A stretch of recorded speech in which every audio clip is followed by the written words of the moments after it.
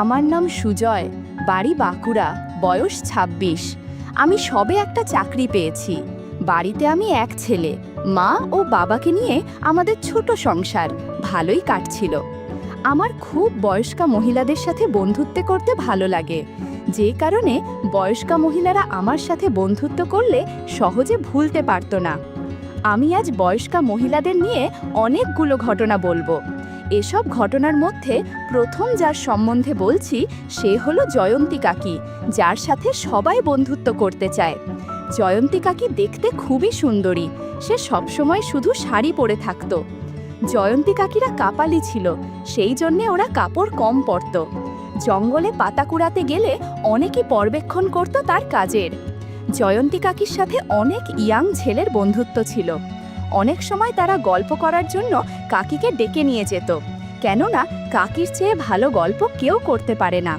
সবাই একরকম পাগল প্রায় কাকির সাথে গল্প করার জন্য। আমি অনেকবার ক্রিকেট খেলার মাঝে জলখাবার বাহানায় কাকিদের বাড়িতে জল খেতে গিয়ে কাকিকে দেখে আসতাম। কাপড় কাচার সময়, বাসন মাজার সময়, উঠোন ঝাড়ু দেওয়ার সময় সহ অনেক কাজের মাঝে কাকিকে সাহায্য করতাম। এতে আমারও বেশ সুবিধা হতো, অনেক কিছু দেখার সৌভাগ্য হতো। বন্ধুরা, তোমরা নিশ্চয়ই বুঝতে পেরেছ আমি কিসের কথা বলছি। তাদের বাড়ির অবস্থা ভালো ছিল না। স্বামী ও তার এক ছেলে নিয়ে ছিল সংসার। পাটকাঠি আর ছনের বেড়ার বাড়ি ছিল কাকিদের। গ্রামের দিকে বাড়ি, সেই জন্যে সকালের দিকে উঠে ওনার স্বামী কাজে যেত আর ছেলে পড়াশোনা করত শহরে। ছেলে আসতো না বাড়িতে, ওনার স্বামী কোনো দিন আসতো, আবার 4 ও 5 দিন আসতো না। কাজের চাপ থাকলে থেকে যেত শহরে। যেহেতু ওনারা ছিল কাপালি, সেই জন্যে গরমকালে সন্ধেবেলায় কাঠ ভাঙতে যেতে হতো আর সেই কাঠ দিয়ে রাতের রান্না করতে হতো। আমাদের একটা বাগান ছিল, সেই বাগানে প্রচুর শুকনো কাঠ ছিল। আমাদের জমি অনেক বড় জায়গা নিয়ে। হঠাৎ একদিন আমার মা ও বাবা আমাদের গুরুদেবের আশ্রমে গেল, আর যাবার আগে মা বলে গেল, বাগানে কেউ কাঠ ভাঙতে এলে ধরে বেঁধে রাখবি। আমিও সেই মতো বাগানের দিকে লক্ষ্য রেখেছিলাম। খুব গরম পড়ায় আমি সন্ধে হবার আগে স্নান করতে বাথরুমে ঢুকেছি। হঠাৎ শুনতে পাই কাঠ কাটার শব্দ। দরজা খুলে তাকিয়ে কাউকে দেখতে পাচ্ছিলাম না, সেই জন্যে বাগানের দিকে এগিয়ে চললাম গুটি গুটি পায়ে। একটা নারিকেল পাতার ওই পাশে অল্প আলোতে দেখতে পাচ্ছি একজন মানুষ ঘামে ভিজে অবস্থায় দাঁড়িয়ে কাঠ কাটছে। আচমকা তাকে ধরে ফেলি। আমি বলি, আজ ধরেছি, ছাড়বো না কাঠচোর কোথাকার। আমাকে বলে, ছাড়, আমি জয়ন্তী, তোদের পাড়ার কাকিমা, ছাড় আমাকে। আমি ছেড়ে দিলে সে হাফ ছেড়ে বাঁচল, আমার দিকে ফিরল। আমি বললাম, কাকি, তুমি এই অন্ধকারে জঙ্গলে কাঠ কাটছো কেন? উত্তরে আমাকে বলে, আমাদের পুজোর জন্যে কাটছি, নিয়মে আছে সেই জন্যে। আমি বললাম, একবার বলতে পারতে বাড়ি এসে, তোমায় কি বারণ করতাম? আমি একা বাড়িতে, মা ও বাবা গুরুদেবের আশ্রমে গেছে, তোমারও বাড়িতে কেউ নেই। তুমি আমার বাড়িতে যদি থেকে তোমার পুজো করো, তাহলে আমার হাত পুড়িয়ে রান্না করতে হবে না। প্লিজ কাকি, থাকো না আমার সাথে, তোমার পুজোর সব ব্যবস্থা আমি করে দেব, আর তোমার গল্প করতে পারবো। তারপর আমাদের বাড়িতে আসলো। স্নান সেরে কাকি পুজো দিচ্ছে ও রান্না করছে। আমি দাঁড়িয়ে দাঁড়িয়ে কাকির পুজো দেয়া আর রান্না করা দেখছি। অনেক ভালো লাগছিল আমার। রান্না করায় সাহায্য করার নাম করে কিছু কাজও করে ফেললাম। বন্ধুরা, ইউটিউবের কড়া নিয়মের কারণে এসব ঘটনা সরাসরি বলা যাচ্ছে না। তোমরা কমেন্টে দেয়া লিংক থেকে আমার ওয়েবসাইট ভিজিট করো, সেখানে একদম খোলামেলা গল্প দেয়া আছে। সময়টা বর্ষাকাল। আমি খেলতে গেছিলাম আমাদের পাশের খেলার মাঠে। তখন বিকাল 5টা বেজে গেছে, খুব ঝড় উঠেছে। সবার থেকে আমার বাড়ি দূরে, সেই জন্যে বৃষ্টি নেমে আসায় আমি জয়ন্তী কাকি বাড়ি গিয়ে উঠি। জয়ন্তী কাকি বাড়িতে একা ছিল, কেউ ছিল না। তার পরনে ছিল শাড়ি, একদম হালকা রঙের। কাকিরা কাপালি বংশের হওয়ায় শাড়ি ছাড়া অন্য কিছু ব্যবহার করে না। আমি জয়ন্তী কাকির বারান্দায় গিয়ে উঠি। বৃষ্টি নেমে গেছে জোর মুষলধারায়। আমাকে জয়ন্তী কাকি বলে যে, বাড়ি যেতে পারলি না? আমি বললাম, বাড়ি যেতে যেতে পুরো ভিজে যাব, সেই জন্যে আর গেলাম না। কাকি আমার থেকে 2 ফিট দূরত্ব নিয়ে দাঁড়িয়ে আছে। বৃষ্টি আরও জোরে নামতে থাকে, যেমন হাওয়া তেমন বৃষ্টি। কাকিদের বাড়িটা ছিল খড়ের চাল আর চারপাশে বেড়া দেয়া। কাকি আমাকে বলল, তুই দাঁড়া, আমি হারিকেন ধরিয়ে আনি, বলে ঘরের দিকে গেল। আমি ঘরের দিকে চোখ যেতেই দেখি কাকি মাটিতে বসে হারিকেন জ্বালাতে ব্যস্ত। এরপর জয়ন্তী কাকি সন্ধ্যা দেবে বলে আমাকে বসতে বলল। বারান্দায় প্রদীপ জ্বালালো আর ঘরেও। হারিকেনের আলোতে ঘর পুরো আলোকিত হয়ে আছে। কোনো রকমে উঠে কাপড় ঠিক করে বৃষ্টির মধ্যে বেরিয়ে বাইরে গেল কোনো ছাতা ছাড়া। একটু পরে এসে বলল, তুই বাড়ি যাবি না? আমি বললাম, বাড়িতে কেউ নেই। জিজ্ঞাসা করলো কোথায় গেছে। আমি বললাম, মা মামার বাড়িতে আর বাবা কাজের সূত্রে বিদেশে। সেই কথা শুনে বলল, তাহলে তোর খাওয়া দাওয়ার কি হবে? আমি বললাম, ওই নিজেই যা পারছি তাই করছি। আমি কাকিকে মিথ্যে বললাম, কারণ আমার খাবার হোটেল থেকে আসে প্রতিদিন, আর কলেজ ছুটি, তাই বাড়িতে একা থাকার সিদ্ধান্ত নিয়েছি। জয়ন্তী কাকি এটা শুনে বলল, তাহলে তুই খেয়ে যাস। আমি বললাম, কি খাবো? কাকি বলল, ঘরে কিছু খাবার আছে, খেয়ে নে। দির পর কাকি সন্ধ্যা দেবে বলে হাতে একটা প্রদীপ, ধূপ ও জল নিয়ে চারিদিকে ছাটাতে লাগলো। আর তার হাঁটা চলার জন্যে কাপড় অগোছালো হয়ে যাচ্ছিল, কিন্তু সেদিকে তার খেয়াল নেই। আমার বেশ অস্বস্তি হচ্ছিল।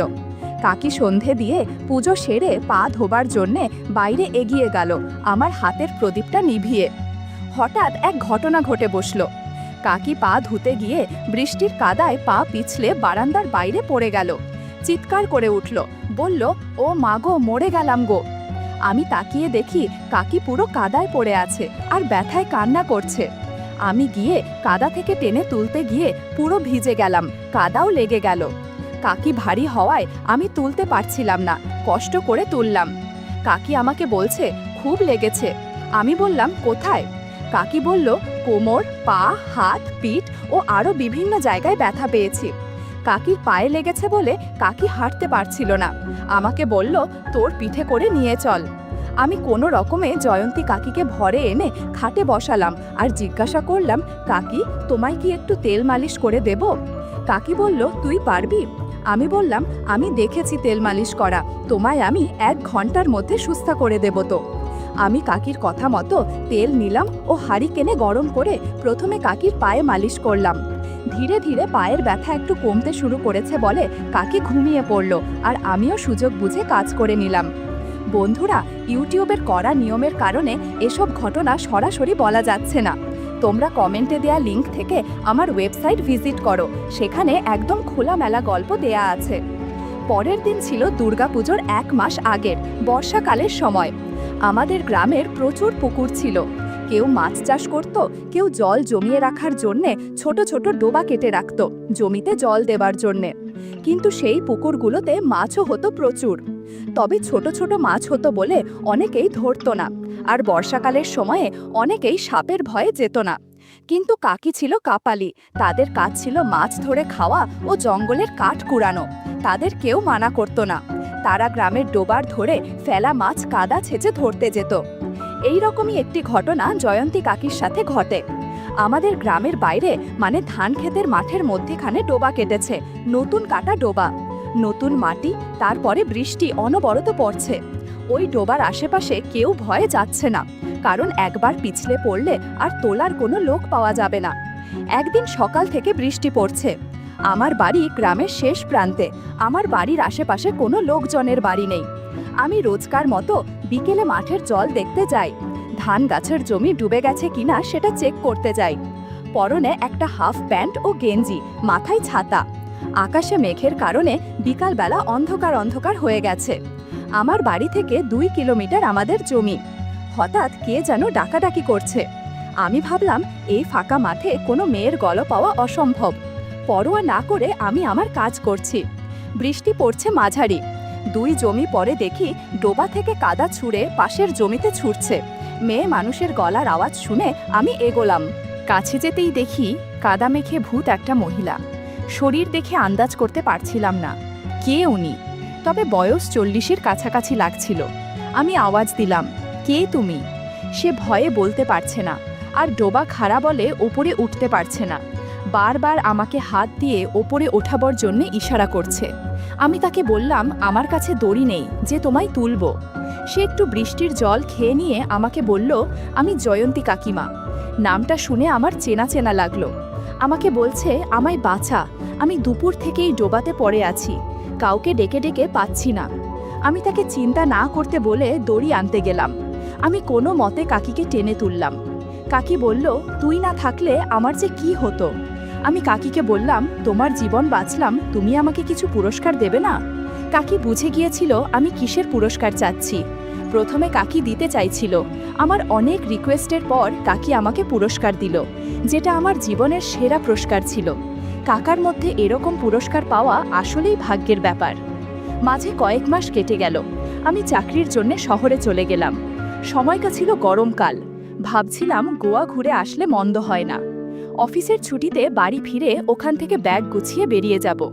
ঠিক করলাম টিকিটটা ট্রেনের কাটব। ট্রেন জার্নি খুব আরামের ও ভালো লাগে। অফিসে ছুটির আবেদন দিয়ে সোজা 25 দিনের ছুটি নিয়ে বাড়ির পথে রওনা দিলাম। বাড়ি ফিরে নিজের মতো গোছগাছ মরছিলাম। হঠাৎ কাকির কথা মনে পড়ল। এই সময় তো কাকিদের বাড়িতে কেউ থাকে না।